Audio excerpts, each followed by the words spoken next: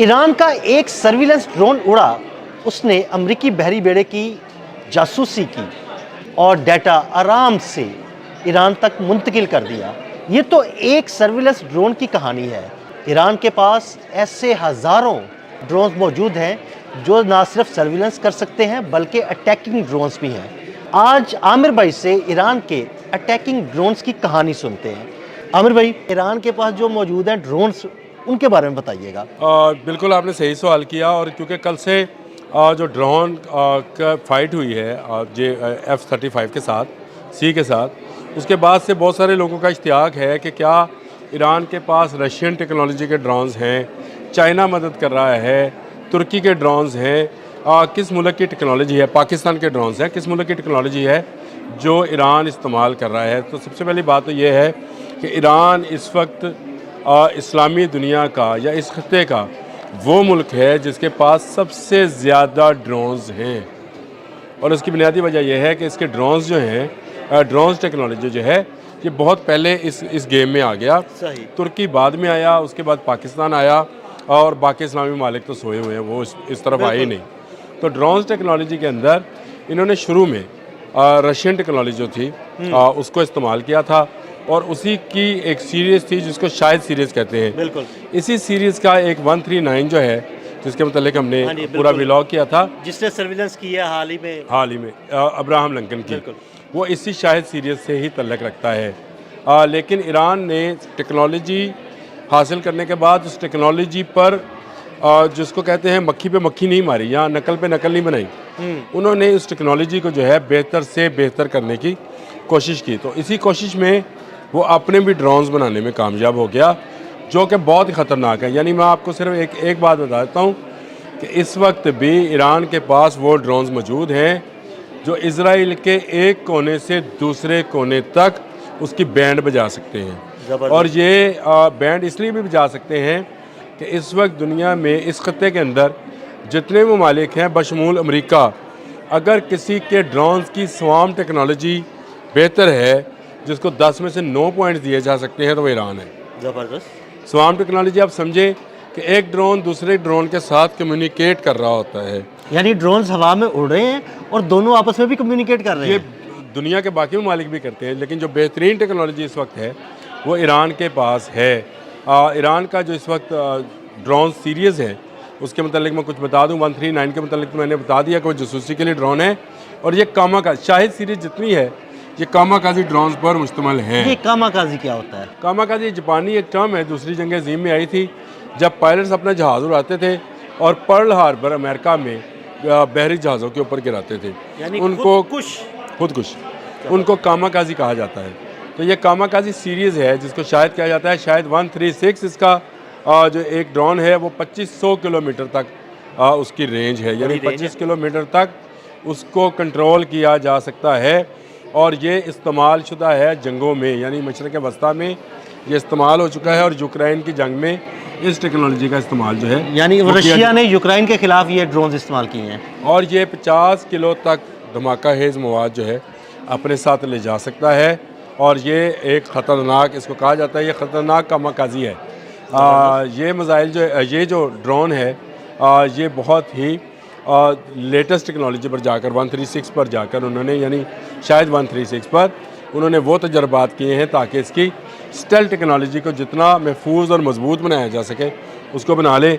इसके बाद शायद 129 है, ये जासूस है, इसमें कैमरे हैं और ये HD कैमराज़ हैं, यानी इसके अंदर नाइट विजन HD कैमराज़ हैं जो आपको रियल टाइम में ऐसा डाटा फराहम करते हैं जो डाटा जो है कोई और फराहम नहीं कर सकता। ऐसी तस्वीर, ऐसी मूविंग फिल्में जो ड्रोन्स की जासूसी के काम आती हैं वो इस ड्रोन के ज़रिए किए जा सकती हैं। लेकिन ये प्लस है, ये जासूसी के साथ साथ हमला आवर भी है, यानी दोनों खसूसियात मौजूद हैं जी। इसमें बेहतरीन नाइट विजन कैमरे भी मौजूद हैं जो HD क्वालिटी के हैं। इसके साथ साथ इसमें बारूदी मवाद भी जो है वो भी ले जाया जा सकता है ताकि इसी कामाकाजी, क्योंकि शायद सीरीज़ मैंने आपको बता दिया कि कामाकाजी सीरीज़ है, इसमें ड्रोन ने ख़ुद को तबाह ही करना है। यानी ये वहाँ की तस्वीर और वहाँ की वीडियो बना के अपने कंट्रोल सेंटर को पहुँचाए और उसके बाद एक खुदकुश बमबार की तरह अपने हदफ को निशाना बनाते हुए वहाँ पर अपने आप को तबाह कर लें। اور اسی طرح سے شاہد سیریز کا اگلی جو پیشکش ہے وہ شاہد 1 to 9 ہے. یہ پیورلی جاسوس جو ہے ڈرون ہے اور یہ آپ کو جو 1700 کلومیٹر تک جو ہے سرویلنس کر سکتا ہے.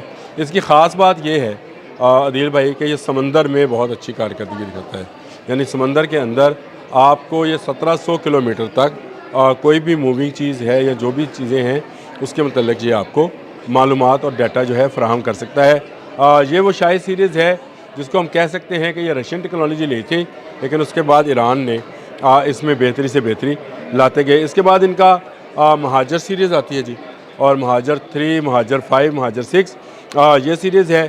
یہ بھی ڈرونز ہیں. ان میں جو زیادہ تر ڈرونز ہیں وہ جاسوسی کے لیے کام آتے ہیں. یعنی وہ ایسے ڈرونز ہیں جن میں کیمرے ہیں اور یہ کیمرے جو ہیں اپنے اس کنٹرول سینٹر تک وہ تمام معلومات جو کہ درکار ہوتی ہے اور خاص کر وہ معلومات جس سے ٹارگٹ سیٹ کیا جاتا ہے. یہ ذرا سمجھنے والی چیز ہے. اچھا پوائنٹ ہے, یہ اچھی بات ہے. ہاں جی, اگر آپ نے کسی ہدف کو نشانہ بنانا ہے تو آپ نے اگر اس پر میزائل فائر کرنا ہے تو آپ کو اس کی پوری ڈائمنشن چاہیے ہوتی ہے. جو میں نے پچھلے ولاگ میں آپ کو بتایا تھا کہ ابراہیم لنکن کو شاید موو کیا جائے گا, اس کی وجہ یہ ہے کہ وہ ڈیٹا جو اس نے دیا ہوگا اس میں وہ ڈائمنشن بھی شامل ہوں گی.